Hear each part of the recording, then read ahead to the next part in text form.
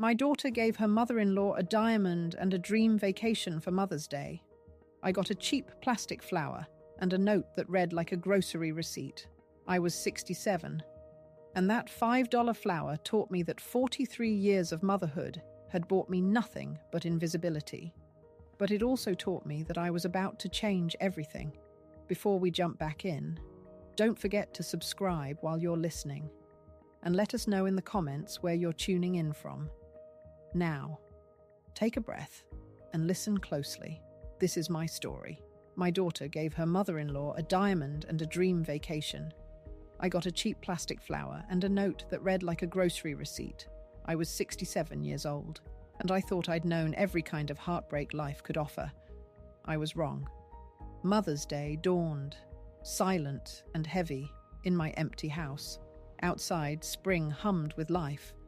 But indoors, the quiet pressed in, a constant echo of Charles's absence, 3 years without him, and the solitude that once comforted me had curdled into a... Jessica's call the night before had been curt. "Mum, we're having brunch at Vivian's tomorrow. 1 o'clock sharp. You should come." No warmth, no invitation, just a cold directive. I picked at a loose thread on my worn armchair, the familiar weight of her words settling over me. Our relationship, once a vibrant tapestry, had unraveled into strained politeness and logistical exchanges. I arrived at Vivian's house precisely at 1. The driveway gleamed with expensive cars, and laughter spilled from the open windows, a vibrant sound that mocked the quiet of my own life. Vivian, Michael's mother, was everything I wasn't. Polished, effortlessly social, her home a testament to impeccable taste. As I stepped through the garden gate, I saw them. Jessica sat beside Vivian, their heads bent close, sharing some private joke, a conspiratorial intimacy that tightened something in my chest. My son-in-law, Michael, stood by the grill, playing the devoted son Vivian had clearly raised. "Martha, darling," Vivian called, her smile a practiced beacon. "So glad you could make it." Jessica's gaze skimmed over me, a brief nod her only greeting. "Hi, Mum. You can sit over there." Her dismissive wave pointed to an empty chair at the table's far end, tucked away from the main conversation. I moved quietly, the flagstones cool beneath my sensible shoes, settling into my designated spot. I watched them all, a dozen faces animated by shared stories and easy laughter. Everyone belonged, flowed seamlessly into the harmonious din. Everyone but me. I felt like a ghost at my own family gathering, present in body but utterly erased in spirit. Then came the ceremonial gift exchange. "Oh, Vivian, we have something so special for you," Jessica announced, rising with a childlike excitement I hadn't seen from her in years. Michael appeared beside her, a small velvet box and an elegant cream envelope in hand. Vivian gasped. Inside the box, a diamond ring shimmered, its facets catching light. A gift that spoke of significant expense and even greater sentiment. "Jessica, honey, this is too much," Vivian protested, though her eyes shone with delight. "It's not too much for the woman who raised such an incredible son," Jessica gushed, hugging Vivian, radiating pure adoration. More followed. Cruise tickets. 2 weeks in the Mediterranean, first class. Vivian cried. Everyone applauded, and Jessica beamed. A cold, hard knot formed in my stomach. $20,000 at least, maybe more, for a woman Jessica had known for only a dozen years. "And now for Grandma Martha," Michael announced, his voice noticeably flatter. Jessica walked towards me, a brightly coloured gift bag dangling. Inside, among tissue paper, lay a single waxy plastic flower, the kind from a dollar store, and a card snatched last minute from a drugstore rack. I opened it. "Happy Mother's Day," printed.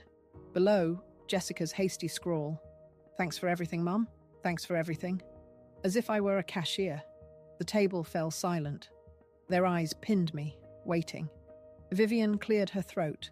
Michael looked at his shoes. "It's lovely," I whispered, my voice dry. "Thank you, dear." But Jessica had already turned her back to me, launching into an animated tale about cruise destinations. The conversation surged forward, leaving me stranded. I sat there, clutching my $5 plastic flower, feeling smaller and more invisible than I had in years.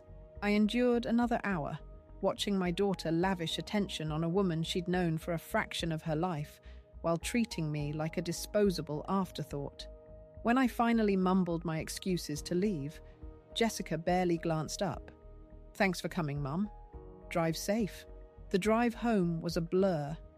My mind fixated on that ring, those tickets, the pure joy on Jessica's face. When was the last time she'd looked at me that way? When had she last put even a fraction of that thought into a gift for me?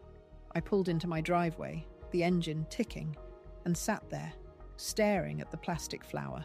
43 years of motherhood, sacrificing, supporting, nurturing. And this was my worth. A last-minute clearance aisle afterthought. That night, sleep was a cruel stranger. The scene at Vivian's replayed. An endless loop of forced smiles and indifferent glances. Where had I gone wrong? I'd built a successful consulting firm from nothing, employed dozens, contributed to my community. Yet I'd failed at the one thing that mattered most, being worthy of my daughter's love. I walked to my home office, a sanctuary crammed with decades of work, financial statements, tax returns, business contracts, everything representing my life's striving. Then, a cold, sharp question began to form. What exactly had I built all of this for?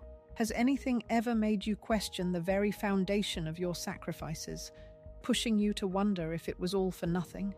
That agonizing question from Mother's Day, about the foundation of my sacrifices, burned through my nights, scorching away any hope of sleep. The plastic flower sat on my kitchen counter, a cheap, mocking monument to my daughter's casual indifference. It ate at me. A physical ache worse than any regret Charles's passing had left. I had built a life, a business, from sheer grit. But being worthy of Jessica's love, that felt like the only true failure. I needed answers. Not the kind found in tearful confrontations or dramatic shouts, but real answers. Hard facts, hidden in bank statements and old receipts. The kind only I knew existed. That next Saturday, the crisp morning light found me in my home office, pulling out filing cabinets I hadn't touched in years. Charles used to tease me, call me a pack rat for keeping every document, every sliver of paper. "You never know when you might need proof," I'd tell him, a small smile playing on my lips. I never imagined I'd need proof of my own motherhood, or lack thereof.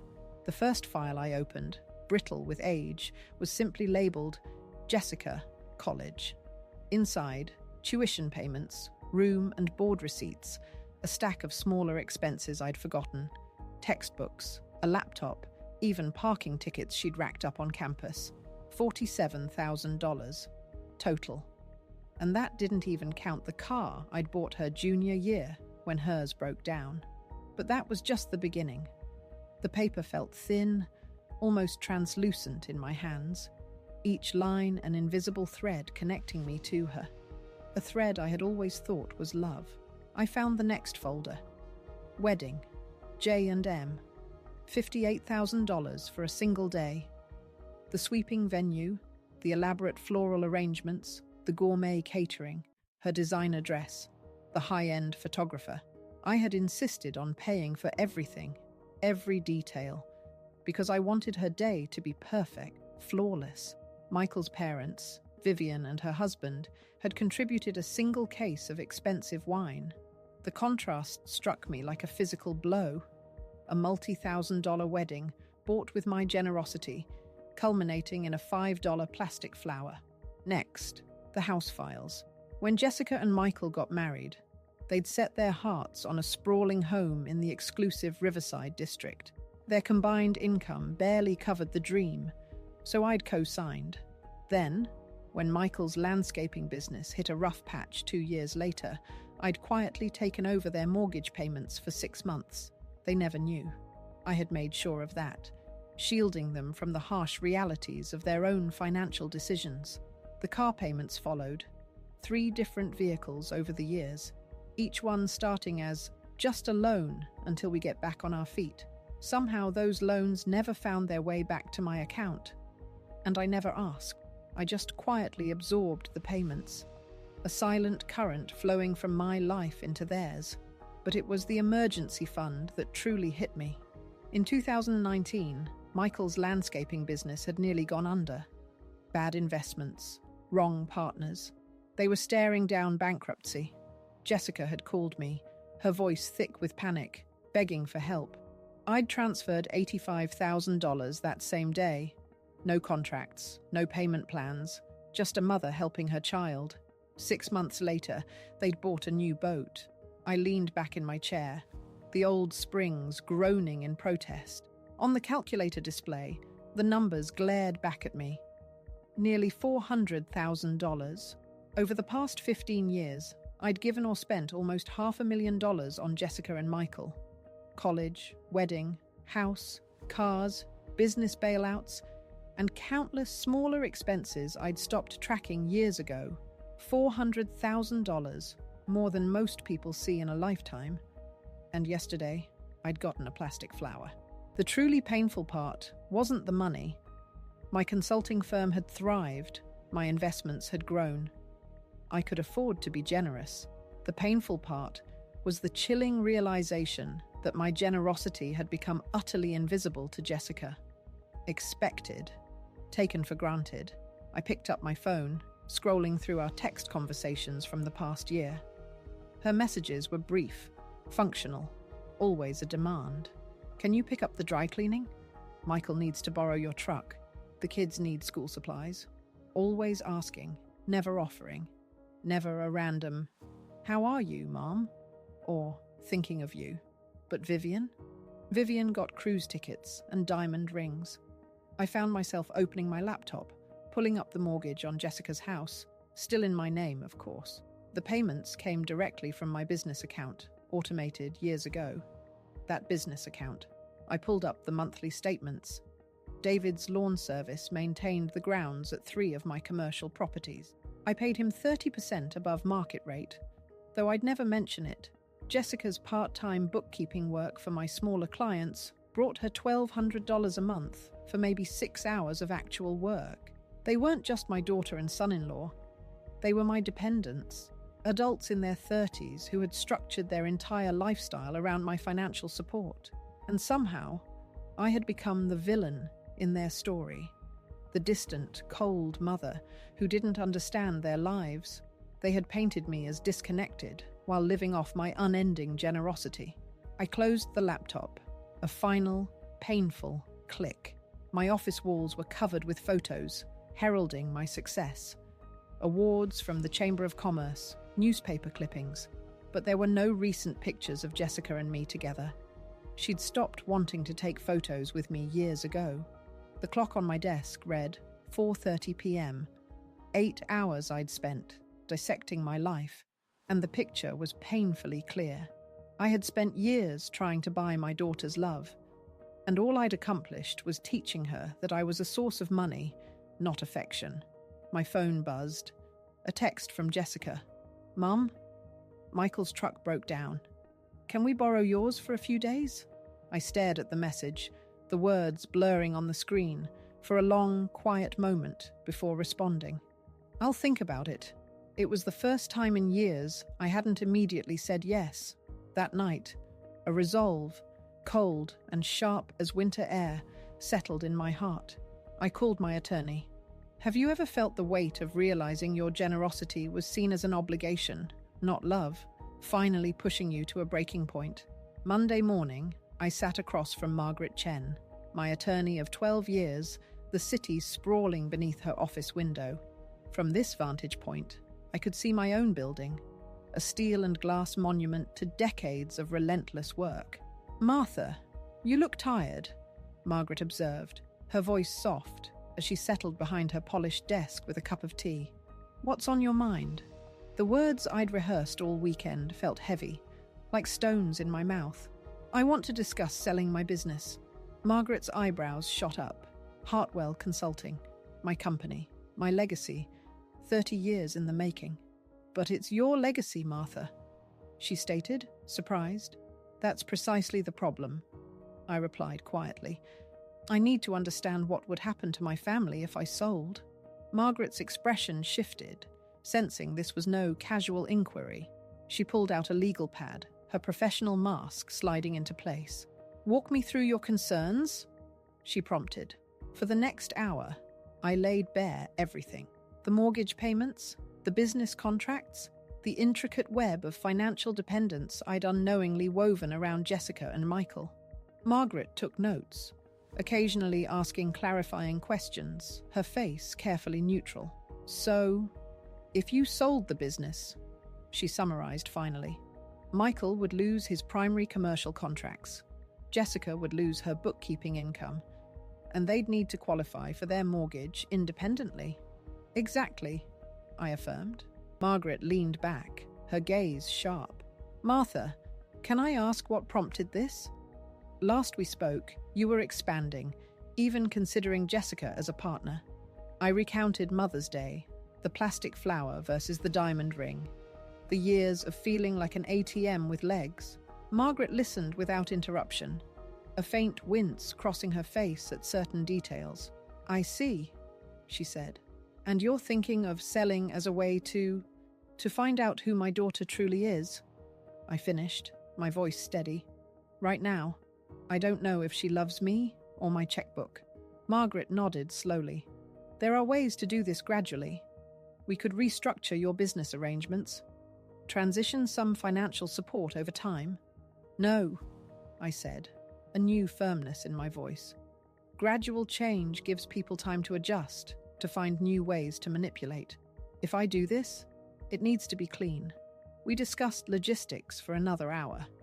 Margaret had contacts in the brokerage world. She estimated the process would take 3 to 6 months. Complete confidentiality, I insisted. No one can know until it's final. Of course, but Martha, once you do this, there's no going back. Are you prepared for Jessica's reaction? I thought of that plastic flower. I'm prepared for her to show me exactly who she is. That afternoon, I started making subtle changes.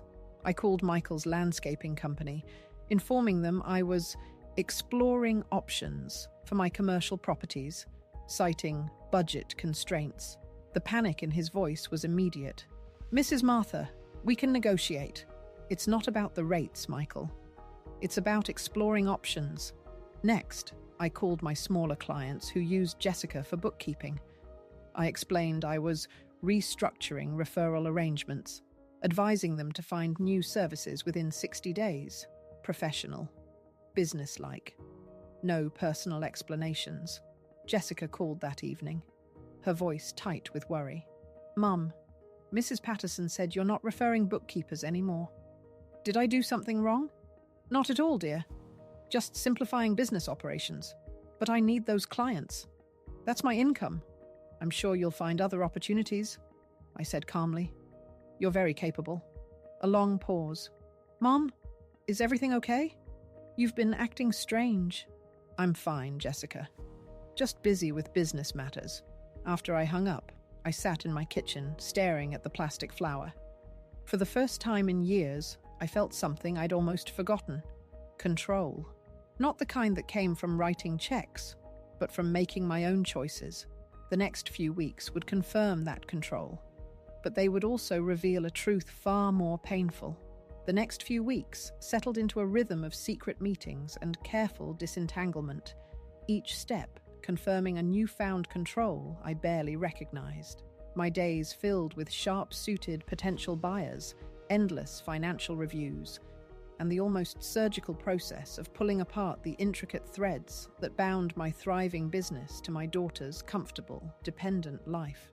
Margaret handled most legalities, but I insisted on being present for every major decision. The hardest part, by far, was the silence. I'd never been good at keeping secrets from Jessica, even when wisdom screamed for discretion. But this felt different. This felt utterly necessary.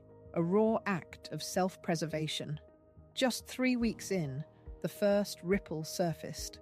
Michael called, his voice tight with an unfamiliar anxiety that barely masked his underlying arrogance. "Mrs. Martha, I heard from someone at the Chamber of Commerce that you might be selling your business. Is that true?"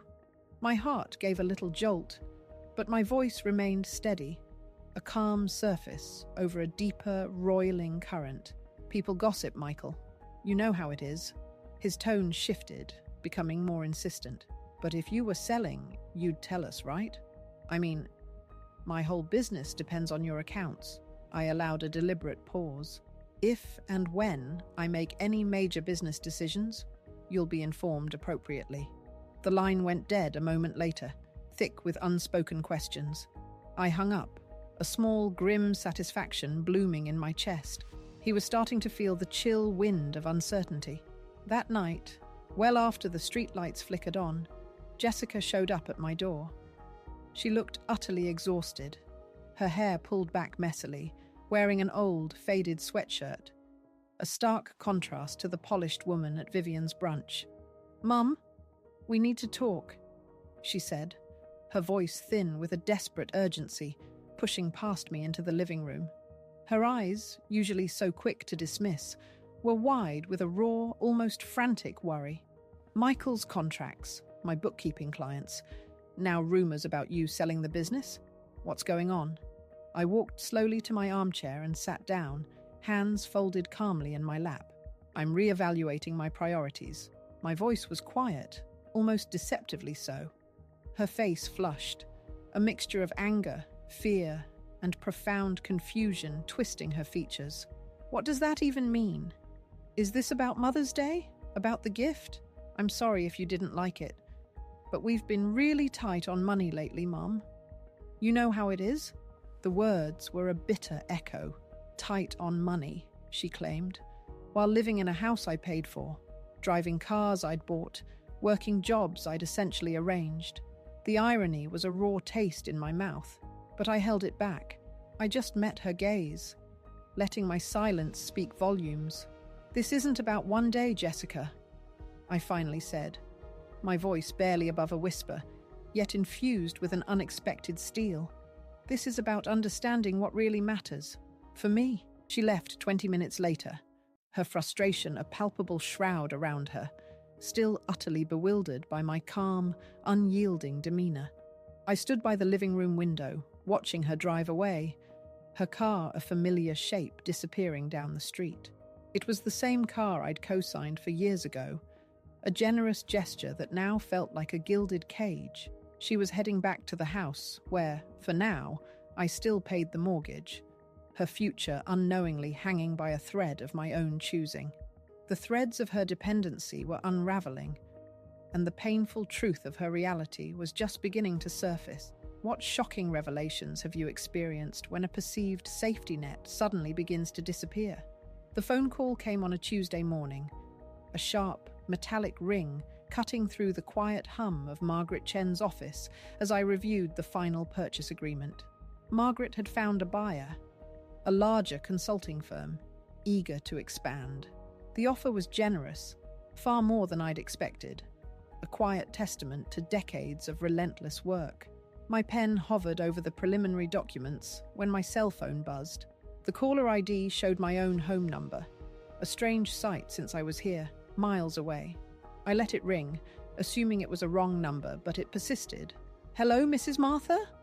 A man's voice began, crisp and unfamiliar. "This is James Morrison from Morrison and Associates. I'm trying to reach you regarding the acquisition of Hartwell Consulting." My blood ran cold, a sudden chilling dread. "I'm sorry. Who is this?" I managed, my voice strained. "James Morrison. My firm is handling the due diligence for the purchase.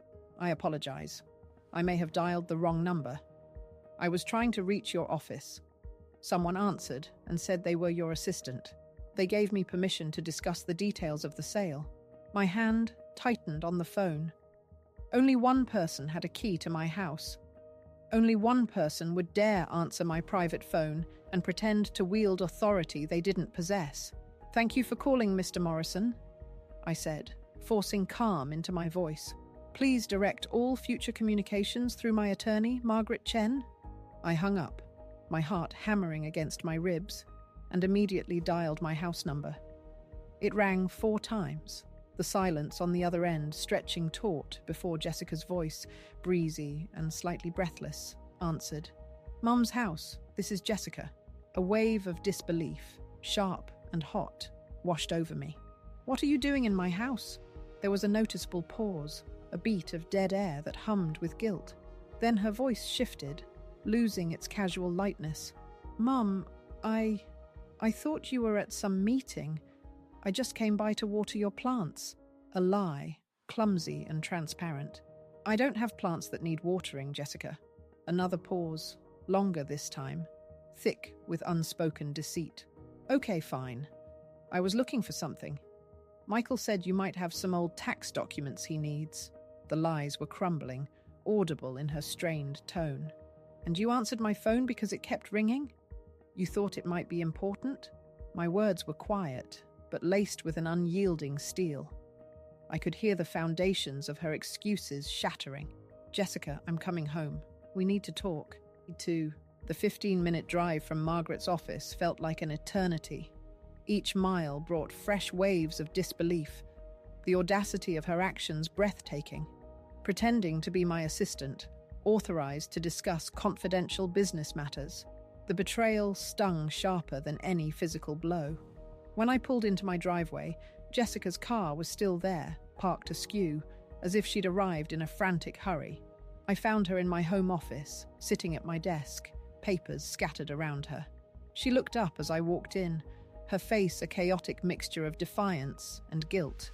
Find what you were looking for? I asked, my voice calm, almost detached. She gestured vaguely at the disarray of documents. Mum, what is all this? You're really selling the company? I walked over, beginning to gather the scattered papers. Purchase agreements, financial statements, confidentiality clauses. Everything she shouldn't have seen, shouldn't have touched. These are private business matters, Jessica. Private? Mum, this affects all of us. Michael's business depends on your contracts. My income comes from your referrals. You can't just sell without talking to us. I stopped collecting the papers and truly looked at her. 35 years old, sitting in my chair, at my desk, demanding explanations for decisions about my own business. When had I allowed this profound shift to happen? When had she come to believe she had such a right to my life? Actually, Jessica, I said, my voice rising slightly, firm and clear. I can sell my business without consulting anyone. It's my company. Her face flushed, a tide of scarlet spreading across her cheeks. But what about us? What about our family? What about our family? I repeated, slowly, letting the words hang in the air between us, heavy with unspoken history. When did you start caring about our family? The silence that followed was deafening, broken only by the distant barking of a neighbor's dog, the mundane soundtrack of a normal life continuing, while mine fell irrevocably apart. Do you ever feel the crushing weight of unspoken truths finally surfacing, irrevocably changing how you see those closest to you? The silence in my office stretched, thick and suffocating, as Jessica's face crumpled slightly, her mouth opening, then closing, words failing her. I watched her, a woman I had nurtured from infancy, now a stranger trapped by her own entitlement.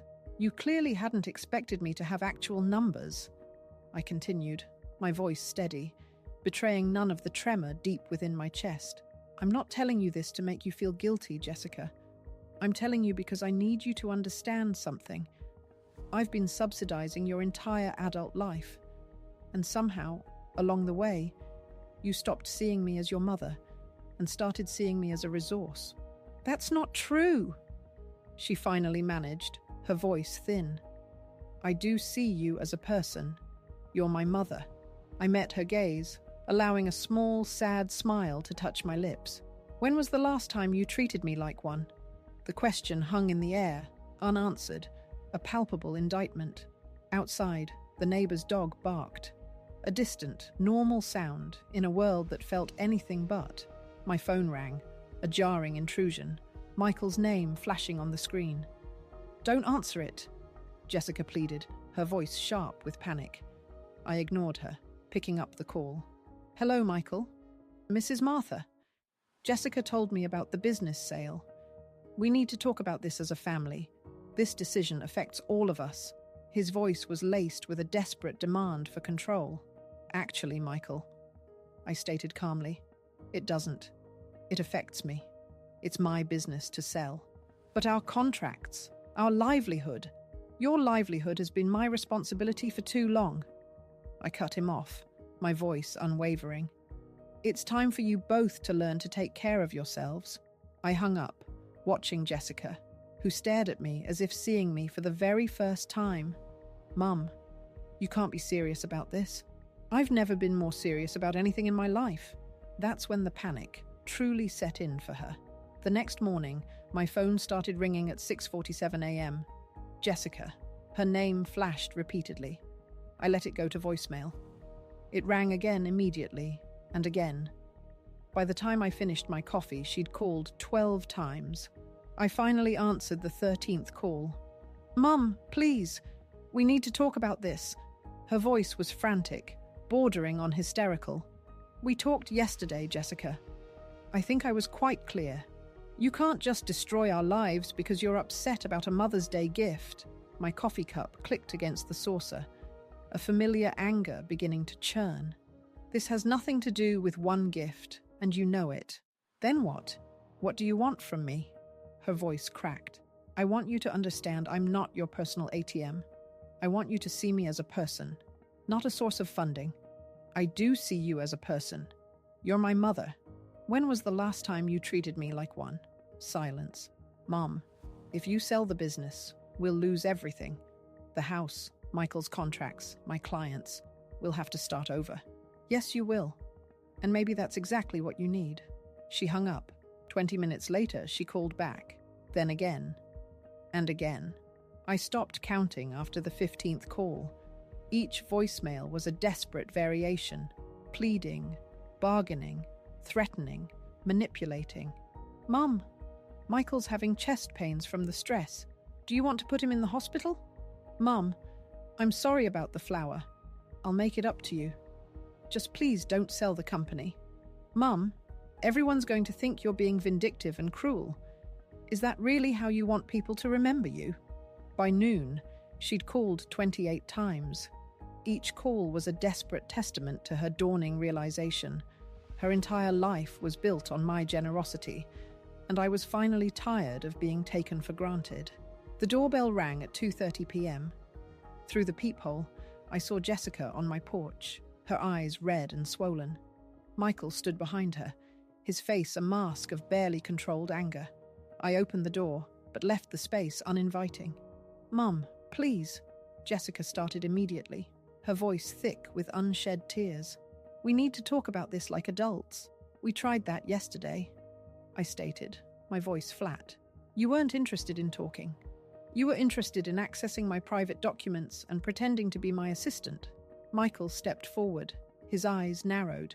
"Mrs. Martha, with all due respect, this is affecting more than just you. We have a family to think about." "So do I," I said quietly, my gaze holding his. "I have to think about what's best for my family. And right now, what's best is for all of you to learn to stand on your own feet."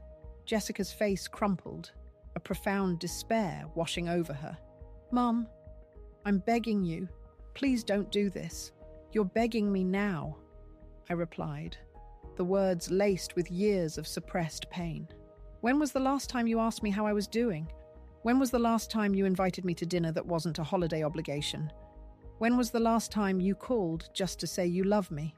She opened her mouth, then closed it, the silence between us heavy with the unspoken truth.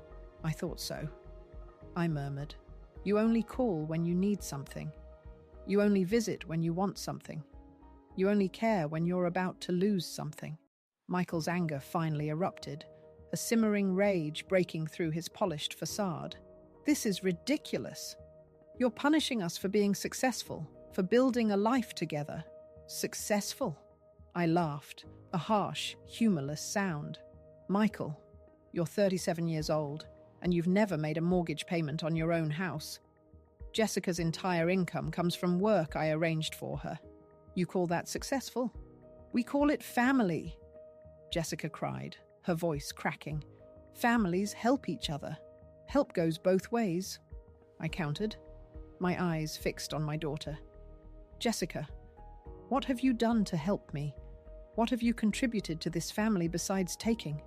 The question hung in the air, a devastating challenge she couldn't meet. She looked at Michael, then back at me, searching for an answer that didn't exist. I gave you grandchildren, she whispered, her voice barely audible. No, you didn't, I stated, my own heart aching with the truth. You moved 3 states away and visit twice a year. I haven't seen Tommy and Sarah in 8 months. Her face went white, a profound shock replacing her defiance. Even Michael looked away, uncomfortable with the raw, exposed truth. You want to know what family looks like? I continued, years of hurt pouring out. Vivian's family calls her every week. They visit without being asked. They remember her birthday without being reminded. They give her thoughtful gifts because they pay attention to what she likes. That's why she got the ring and the cruise. That's why she's treated like someone who matters. Jessica was openly crying now, tears streaming down her face, but I couldn't stop. I spent 30 years building a business so I could provide for my family. I wanted to give you security, opportunities, a better life than I had. But somewhere along the way, you stopped appreciating what I gave you and started expecting it. You stopped seeing me as a person and started seeing me as a resource. Mum, please, she whispered, her voice broken. I'm sorry. I'll do better. I'll be better. You're sorry because you're scared, I told her, my voice unwavering. You're not sorry because you understand what you did wrong. Michael grabbed Jessica's arm. Come on, we're wasting our time here. She's made up her mind. But Jessica pulled away, her eyes fixed on me with a flicker of something I hadn't seen in years. Genuine vulnerability. Mum, what do you want from me? Tell me what I need to do to fix this. I looked at my daughter, truly looked at her. 35 years old, crying on my doorstep, finally asking the right question. But it was too late.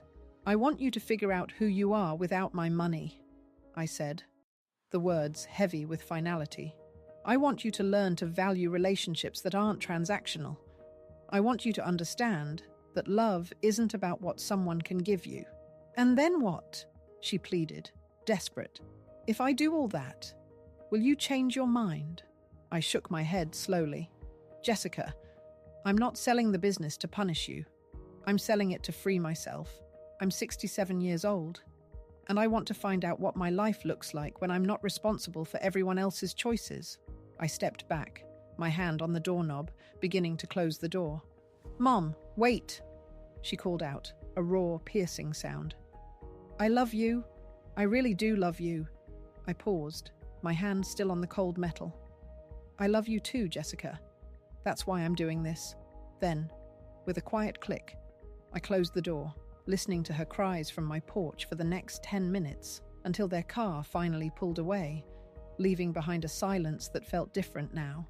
No longer empty, but filled with the promise of a future I had finally chosen for myself. Have you ever had to draw a line so hard, knowing the pain it would cause, yet understanding it was the only way to truly set yourself free? 2 weeks later, the business sale was final, a clean break. 3 months on, I sat on my new cottage porch, watching the sunset paint the lake in shades of gold and pink. This smaller house, mine in a way the old one never was, felt like peace. No echoes of past disappointments. The move was surprisingly easy. Decades of business files, contracts, and correspondence, all boxed up and stored away. I kept only what truly mattered, a few cherished photos and Charles's favourite books. Oilia hadn't called in 6 weeks. The silence, initially painful, brought a profound clarity. I'd spent so many years measuring my worth by her approval. Now I was learning to measure it by my own peace of mind. The sale had provided more than enough, for a comfortable retirement. I'd set up a trust for my grandchildren's education. Money they'd receive directly when they turned 18, with no strings attached and no parental access. A final payment quietly cleared Jessica and Michael's mortgage, severing the last thread. It was the last check I'd ever write for them, a quiet severance from the life I once tried to buy. My phone buzzed, pulling me from my thoughts, though for a moment my heart still gave that familiar little jump, thinking it might be Jessica. I glanced at the caller ID. Susan, my neighbor from across the lake. We'd become friends over the past month, bonding over morning walks and evening glasses of wine, a simple, uncomplicated companionship that felt refreshingly new. Colleen, are you free for dinner tomorrow? Susan's voice was warm, inviting. My son and daughter-in-law are visiting, and I'd love for you to meet them. I'd like that, I said. And the words felt true, unforced. Susan's relationship with her children was everything mine had never been. Natural, reciprocal, built on genuine affection rather than obligation or expectation. After we hung up, I poured myself a glass of wine and walked down to the small dock that stretched out into the still water. The lake was a mirror, reflecting the last light of day in shades of gold and rose. A family of ducks paddled by, the babies following their mother in a perfect line, a quiet, peaceful scene. My phone buzzed again with a text message. Not Jessica. It was from Margaret Chen, my attorney. The message was brief, almost clinical. Thought you'd want to know. Michael's landscaping business filed for bankruptcy yesterday. Jessica's looking for work at the elementary school. How are you doing? I stared at the words, the glow of the screen illuminating my face in the fading light. For a long moment, I felt nothing but the vast quiet of the lake. Then, a flicker of sadness, a faint echo of the years, but no guilt. They were adults. They'd made their choices, poor ones. Now they were learning to live with the consequences, just like everyone else in the world. I typed a short reply. I'm doing well. Thank you for letting me know. A loon called across the water, its haunting, beautiful cry echoing off the distant hills. I'd never heard that sound before moving here. There were so many things I'd never experienced, never allowed myself to notice, while I was busy being responsible for everyone else's life, for choices that were never truly mine. Tomorrow, I was starting a pottery class in town, a simple, creative outlet I'd always longed for, but never had time to pursue. Next week, I'd signed up for a book club at the small community library. Small things, perhaps, but they were mine, chosen because they interested me, not because someone else needed me to do them, not because they served some unspoken agenda. The strangest thing about this new life was how light I felt. For years, I'd carried the crushing weight of other people's problems, their poor decisions, their financial struggles.